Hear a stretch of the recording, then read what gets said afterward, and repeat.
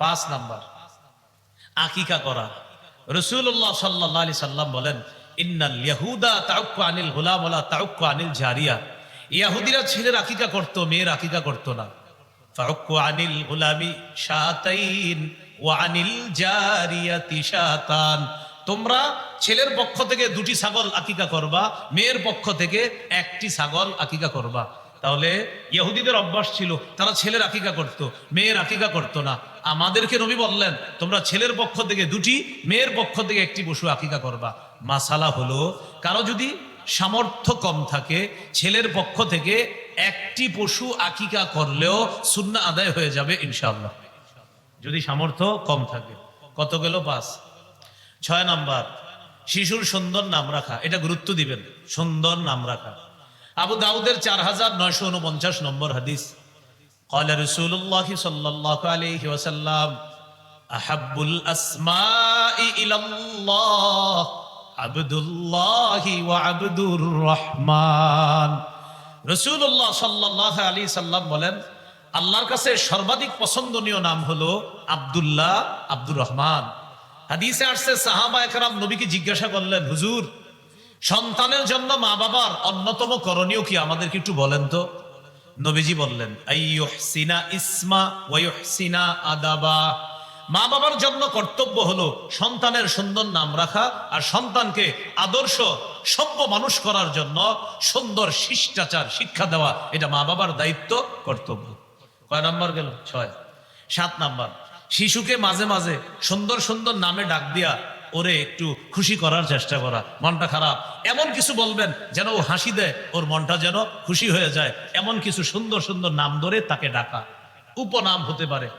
আগে মুসলমানের মাঝে উপনামের চর্চা ছিল। উপনাম কি জানেন? আবু তাহের, আবুল কাসেম, আবু উমায়ের, এগুলাকে বলে উপনাম। এখন আমাদের মধ্যে আর এই সমস্ত চর্চা হয় না। আবু দাউদের হাদিস 4969 নম্বর হাদিস। এই হাদিসের মধ্যে আছে, আনাস রাদিয়াল্লাহু তাআলা আনহুর ছোট ভাই ছিল, তার একটা পাখি ছিল। পাখি, হযরত আনাসের ভাইয়ের এই পাখিটা মারা গেছে। নবীজি তাদের বাসায় আসছে। আসার পর দেখলেন হযরত আনাস রাদিয়াল্লাহু তাআলা আনহুর ছোট ভাইয়ের মনটা খারাপ। নবীজি বললেন, ওর কি হইছে? ঘরের সদস্যরা জবাব দিলেন, হুজুর, মাতা নুগরহু, তার পাখিটা মারা গেছে। রাসূলুল্লাহ সাল্লাল্লাহু আলাইহি সাল্লাম তখন তাকে বললেন, ইয়া আবা উমাইর মা ফাআলান নুগাইর। যারা আরবি বুঝেন তারা এই বাক্যের হাকিকত বুঝার কথা। নবীজি মিলায়া 2টা বাক্য বলছে, ইয়া আবা উমাইর মা ফাআলান নুগাইর। নবীজি বললেন, ও আবু উমাইর, ওই ছোট্ট মানুষটাকে বললেন, ছোট্ট পাখিটা কি করলো? নবীজি তারে বলতেছে, ছোট্ট পাখিটা কি করলো? মারা গেল না? আহা, কি করলো পাখিটা? নবীজি তারে বলতেছে। এখন দেখেন, ছন্দের মতো 2টি বাক্য মিলায়া বললেন, ইয়া আবা উমাইর মা ফাআলান নুগাইর। এইভাবে বাক্য 2টা নবীজি সুন্দরভাবে মিলিয়ে বলার কারণে পাখি হারিয়ে যে তার মন খারাপ ছিল, সাথে সাথে ওর মন উৎফুল্ল হয়ে গেছে। আল্লাহ রাসূল তারে খুশি করে দিচ্ছে। এগুলো 7 নাম্বার। 8 নাম্বার দেখেন, শিশু সন্তানকে যখন হাঁটা শিখাবেন, হাঁটা শিখানোর সময় যেন ওর হাঁটুতে কষ্ট না পায়। এখন তো সবার পাকার ঘর, এই পাকার ঘরে হাঁটা শিখতে গিয়ে যেন শিশু কষ্ট না পায়। মন দিয়ে শুনেন, দেখেন কি বিখ্যাত হাদিস। আবু দাউদের 1109 নম্বর হাদিস, খতবানা রাসূলুল্লাহ সাল্লাল্লাহু আলাইহি ওয়াসাল্লাম। নবীজি মসজিদের মধ্যে খুতবা দিতেছে।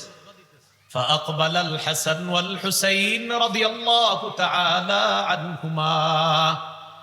নবীজি মসজিদে জুমার খুতবা দিতেছে, হাসান হুসাইন রাদিয়াল্লাহু আনহুমা মসজিদে প্রবেশ করছে। খুতবা অবস্থায় নবীজি তাকায়া দেখে নাতি 2জন ইয়াসুরানি ওয়া ইয়াকুমান। বারবার হাসান হুসাইন মাটিতে পড়ে যায়, আবার দাঁড়ায়, আবার পড়ে যায়, আবার দাঁড়ায়। নবীজি খুতবা বন্ধ করে দিলেন। খুতবা বন্ধ করে মিম্বর থেকে নামলেন। আখাদাহুমা, নাতি 2জনকে কোলে নিলেন। কথাটা মাথায় আনেন, জুমার খুতবা, পৃথিবীর শ্রেষ্ঠ খতিব তার খুতবা বন্ধ করে নাতি 2জনকে কোলে নিলেন। নেওয়ার পর ফাসাইদা বিহিমাল মিম্বার, নবী 2 নাতিকে নিয়ে মিম্বরে গেলেন। এরপর বাকি খুতবা শেষ করছে। কি শিখাইলেন? হাদিসের শেষে নবী বলেন, লাম আসবির, আমি সহ্য করতে পারি নাই। ওরা মসজিদে ঢুইকা বারবার পড়ে যাচ্ছে, আবার দাঁড়াইতেছিল, ওদের কষ্ট হচ্ছিল, আমি সহ্য করতে পারতেছিলাম না। খুতবা বন্ধ করে ওদেরকে আমি কোলে নিয়ে মিম্বরে গিয়ে আমি ওদেরকে কষ্ট দেওয়া থেকে হেফাজত করে ওদের অধিকার প্রতিষ্ঠিত করছি। কি শিখলাম ভাই? শিশু হাঁটা শেখানোর সময় ওর যেন পায়ে বেশি কষ্ট না পায়। 9 নাম্বার, শিশুর জামার কালারের ক্ষেত্রে সচেতন হওয়া, বিশেষ করে ছেলে শিশু, ওদের জামার কালার যেন আজাইরা কালার না হয়। মেয়েদের কালারে ছাড় আছে, ছেলেদের যেন আন্দাজি মার্কা কালার না হয়। হ্যাঁ, নাসাইর হাদিস 5316 নম্বর হাদিস, আব্দুল্লাহ ইবনে আমর রাদিয়াল্লাহু তাআলা আনহুমার বর্ণনা। তিনি বলেন, রাআহু রাসূলুল্লাহ সাল্লাল্লাহু আলাইহি ওয়াসাল্লাম আলাইহি সাওবানি মুআসফারান। রাসূলুল্লাহ সাল্লাল্লাহু আলাইহি সাল্লাম তার সাহাবী আব্দুল্লাহ ইবনে আমরকে দেখলেন তার শরীরে দুটি কুসুম রঙের জামা। ফাকাল রাসূলুল্লাহ সাল্লাল্লাহু আলাইহি ওয়াসাল্লাম, হাদিহি সিয়াবুল কুফারি ফালা তালবাসহা। আব্দুল্লাহ, এগুলা কি জামা পরছো? এগুলা কাফেরদের পোশাক, না আর পরবা না, এগুলা খুলে ফেলো, এই জামা আর পরিধান করবা না। ভাই, একজন পুরুষের গায়ে নবী দেখলেন কুসুম রঙের জামা, নবী বললেন, এগুলো কি পরছো তুমি, খোলো, এগুলা আর পরবা না। তাহলে ছেলেদের ক্ষেত্রে একটু সচেতন হওয়া। কত গেল? 9। 10 নম্বরটা আপনারা আমার সাথে একটু কষ্ট করে বলতে হবে। বলবেন? বলেন। শৈশব থেকে এমন পোশাকে অভ্যস্ত করা যে পোশাক সতর ঢেকে রাখে। এই কথাটা গুরুত্ব দিবেন। শিশুর সতরের কি মাসালা? ওর তো কোনো গুনাহ নাই, কিন্তু ওরে ছোটবেলা থেকে শিখাবেন। ও যখন হাঁটু ঢাইকা প্যান্ট পরা শিখবে, মাশাআল্লাহ, আল্লাহ চাইলেও যখন লম্বা হবে ওর প্যান্টটা ছোট হবে। দেখবেন শিশুর প্যান্ট যখন ছোট হয় ও প্যান্ট খালি টানতে থাকে হাঁটু ঢাকার জন্য। কেন? এতদিন ওর হাঁটু ঢাকা ছিল, হঠাৎ ওর হাঁটু ঢাকা নাই, এজন্য খালি প্যান্ট টানে।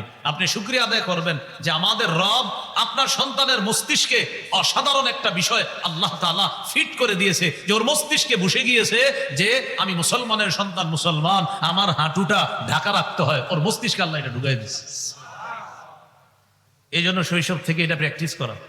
সূরা আরাফের 26 নম্বর আয়াতে আল্লাহ বলেন, ইয়া বানি আদম কদ আনজালনা আলাইকুম লিবাসা ইউয়ারি সাওআতিকুম ওয়ারিশা। হে আদম সন্তান, আমি তোমাদেরকে এমন পোশাক দিলাম যে পোশাক তোমাদের লজ্জাস্থান ঢেকে রাখে, যে পোশাক সৌন্দর্যতার কারণ। ওয়ালিবাসুত তাকওয়া যালিকা খায়র। আল্লাহ বলেন তাকওয়ার পোশাক সর্বোত্তম পোশাক। আল্লাহ আমাদেরকে কথাটা গুরুত্ব সহকারে নেওয়ার তৌফিক দান করেন। 11 নাম্বার, সাদা পোশাকে অভ্যস্ত করা। সাদা পোশাক সর্বোত্তম পোশাক। অন্য কালার পরা যাবে, বাকি সাদা কালার সর্বোত্তম কালার। আবু দাউদের হাদিস 4061 নম্বর হাদিস। এই হাদিসের মধ্যে আছে, ক্বালা রাসূলুল্লাহ সাল্লাল্লাহু আলাইহি ওয়াসাল্লাম, ইলবাসু মিন সিয়াবিকুমুল বায়াস ফাইন্নাহা খায়রু সিয়াবিকুম। রাসূলুল্লাহ সাল্লাল্লাহু আলাইহি সাল্লাম বলেন, তোমরা তোমাদের পোশাকের মধ্য থেকে সাদা পোশাক পরো। কেন? সাদা পোশাক সর্বোত্তম পোশাক। ওয়াকাফিনু ফিহা মাউতাকুম। তোমাদের মধ্যে যারা মারা যায় তাদেরকে সাদা পোশাকে কাফন দিবা। কি শিখলাম? জীবিতরা সাদা পোশাক পরবা, মৃতদেরকেও সাদা পোশাক পরাবা। এখান থেকে একটা শিক্ষা আছে। আমরা যারা জীবিত আছি সাদা পোশাকের দিকে মাঝে মাঝে তাকাইবেন আর চিন্তা করবেন, আমি যদি একটু পরে মারা যাই, ঠিক কিছুক্ষণ পরে আমার স্বজনরা আমারে এই সাদা পোশাকেই কবরে রেখে আসবে। এটা যেন আপনাকে মৃত্যুর কথা স্মরণ করা যাচ্ছে। এগুলো 11 নাম্বার। 12 নাম্বার, গুরুত্বপূর্ণ অংশ। 12 নাম্বার, শিশুকে এমন পোশাকে অভ্যস্ত না করা যে পোশাক থেকে অহংকারের গন্ধ বের হয়। আপনার সন্তান খুব দামি একটা পোশাক পরছে, সে গিয়ে এমন শিশুদের সাথে মিশছে যে শিশুরা আপনার কম দামি জামা পরা। এখন ও গিয়ে ওদের সাথে বলতেছে, এগুলা কি পরছো তোমরা, দেখছো আমার বাবা কি কিনে দিছে। আপনার সন্তান যেন এটা কখনো না বলে, খুব সতর্ক থাকবেন। আপনার সন্তান যাদের সাথে মিশতেছে ওদের ব্যাপারটা একটু মাথায় রেখে আপনার সন্তানটাকে চালানোর চেষ্টা করবেন। ও যেন কখনোই অহংকারী না হয়, অহংকারের পোশাক যেন ওর শরীরে না আছে। দেখেন আপনার সামর্থ্য আছে, অনেক টাকার জামা পরানোর সামর্থ্য আছে, এটা আমি স্বীকার করছি, কিন্তু আমি বলছি পোশাক যেন ওকে অহংকারী না বানায়, এটা হলো উদ্দেশ্য। 12 নাম্বার গেল এটা। হাদিসের মধ্যে রাসূলুল্লাহ সাল্লাল্লাহু আলাইহি সাল্লাম বলেন, কুলু ওয়াশরাবু ওয়া তাসাদ্দাকু ওয়ালবাসু মা লাম ইউখালিতু ইসরাফুন আও মাখিলা। তোমরা খাও, তোমরা পান করো, তোমরা দান করো, তোমরা পোশাক পরিধান করো, যতক্ষণ অপচয়ের কারণ না হয়, যতক্ষণ অহংকারের কারণ না হয়। উম্মত পানাহার করো, পানাহার যেন তোমাকে অপচয়কারী না বানায়, অহংকারী না বানায়।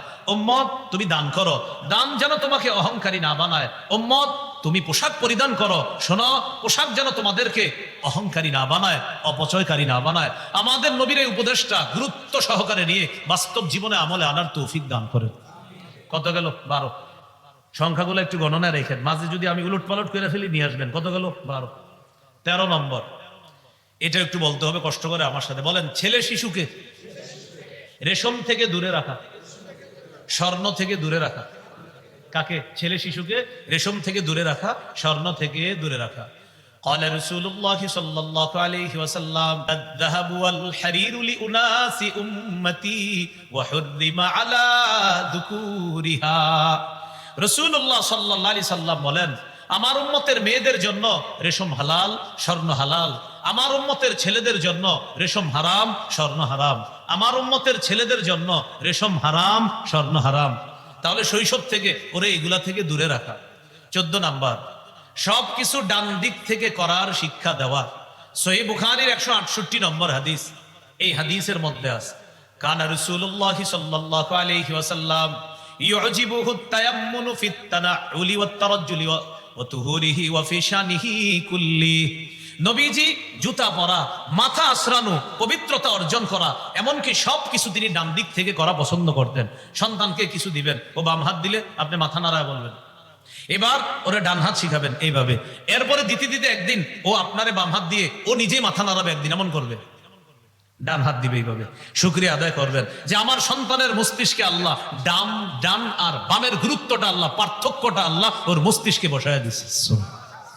এইভাবে ওরা ডানের গুরুত্ব শিক্ষা দেওয়া। কত গেল? 14। 15 নাম্বার, আল্লাহ আকবার পড়েন। কেন আল্লাহ আকবার বললাম? আমাদের নবী আমাদেরকে জুতা পরাও শিখিয়ে দিচ্ছে, সুবহানাল্লাহ। 15 নাম্বার, শিশুকে জুতা পরানো শিখানো। قال رسول الله صلى الله عليه وسلم لا تمشي في نعل واحد। রাসূলুল্লাহ সাল্লাল্লাহু আলাইহি সাল্লাম বলেন, এক পায়ে জুতা পরিধান করবা না। বুখারীর বর্ণনা লিউনিলহুমা জামিআ আও লিহফিহিমা জামিআ, হয়তো দুই পায়ে জুতা রাখবা, না হয় দুই পা খোলা রাখবা। শিশুকে যদি এক পায়ে জুতা পরান আর এক পা খালি রাখেন, বারবার উপরে যাবে, অ্যাক্সিডেন্টের সম্ভাবনা আছে। নবী বলেন হয়তো দুই পা খোলা রাখবা, না হয় দুই পায়ে জুতা পরিধান করবা, এক পায়ে জুতা পরিধান করবা না। এই গেল 15। 16 নাম্বার, শিশুকে তাওহীদ শিক্ষা দেওয়া। কি শিক্ষা দেওয়া? আমাদের দেশে এখন শিরিকের রমরমা ব্যবসা। কিসের? শিরিকের। সামান্য কিছু মানুষ শিরিকের অনুসারী আমাদের দেশে, সামান্য কিছু মানুষ প্রকৃত শিরিকের অনুসারী, কিন্তু 90 ভাগের বেশি মুসলমান জনসংখ্যার মধ্য থেকেও শিরিকের অনুসারীদের সাথে এমন ভাবে মিশে যায়, মিশে গিয়ে এমন ভাবে তাদের সাথে একত্বতা পোষণ করে যে কে মুসলমান আর কেউ মুসলিম এটা পার্থক্য করা কষ্টকর হয়ে যায়। মুসলমান গর্তে গিয়ে যদি ইমান ঠিক রাখতে হয় সেখানে চলে যান, গর্তের মধ্যে ঢুকে ইমান ঠিক রাখেন, তাও ইমানটা বিসর্জন দিয়েন না। মনে রাখবেন, বলেন আমার সাথে সবাই, উদার হওয়া ভালো, তবে উদারতার নামে আদর্শ বিসর্জন দেওয়া ভয়ঙ্কর খারাপ। কি বললাম? উদার হওয়া ভালো, উদারতার নামে আদর্শ বিসর্জন দেওয়া এটা ভয়ঙ্কর খারাপ। আদর্শ বিসর্জন দেওয়া যাবে না। আদর্শের উপর অটল থেকে চেষ্টা করে যাওয়া। 100 বছরও যদি লাগে ইসলাম প্রতিষ্ঠিত হওয়ার জন্য 100 বছরই চেষ্টা চালাবেন, কিন্তু আদর্শ বিসর্জন দেওয়া যাবে না। আপনার সন্তানকে ওসিয়ত করে যাবেন, আমি ইসলাম কায়েমের চেষ্টা করেছি, পারি নাই, তুমি চেষ্টা করবা। তুমি তোমার সন্তানকে ওসিয়ত করবা, তুমি তোমার সন্তানকে ওসিয়ত করবা। এইভাবে যতদিন লাগুক, কিন্তু আদর্শ বিসর্জন দেওয়া যাবে না। কেন? মুসলমানদের দুনিয়াতে হারানোর কিছু নাই, মুসলমান চেষ্টা করবে। দুনিয়াতে আল্লাহ দিলে আলহামদুলিল্লাহ, নাও যদি দেয় সবর করা, কারণ আখিরাতে নিশ্চিত এটার প্রতিদান আল্লাহ দান করবে। এজন্য মুসলমান দুনিয়াতে চেষ্টা করবে এই নিয়তে, দিলে আলহামদুলিল্লাহ, না দিলেও আমি আল্লাহর কাছে পেয়ে যাব। তাই মুসলমানের এখানে হারানোর কিছু নাই, তবে ঈমান হারিয়ে গেলে বড় মুশকিল হয়ে যাবে। আল্লাহ আমাদেরকে হেফাজত করেন।